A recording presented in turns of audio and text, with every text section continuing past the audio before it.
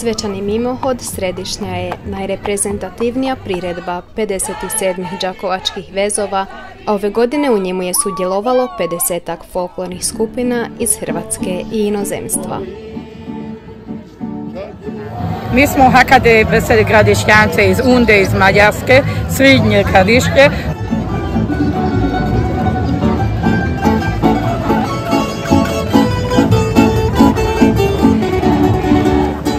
Mi prvi put tu Veseli Gradišćanci iz Unde.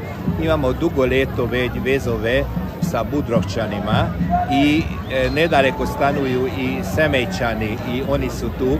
Ovi su bili ovu godinu na hrvatskom balu kod nas.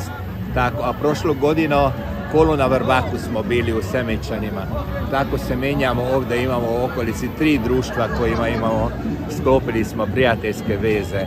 Jučer smo došli, jučer smo imali već jedan nastup, ja mislim dobar je bio, tako da sad idemo na povorku i imamo jedan nastup još.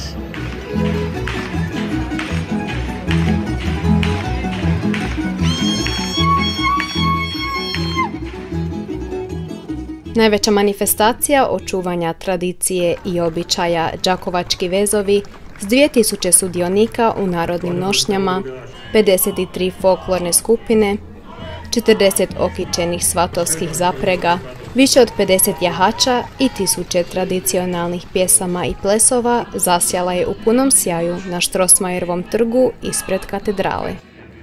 Kulturna skupina 2005. godine nagrađena zlatnom diplomom Hrvatskog sabora za svoje kulturne i tradicionalne aktivnosti tijekom 30 godina.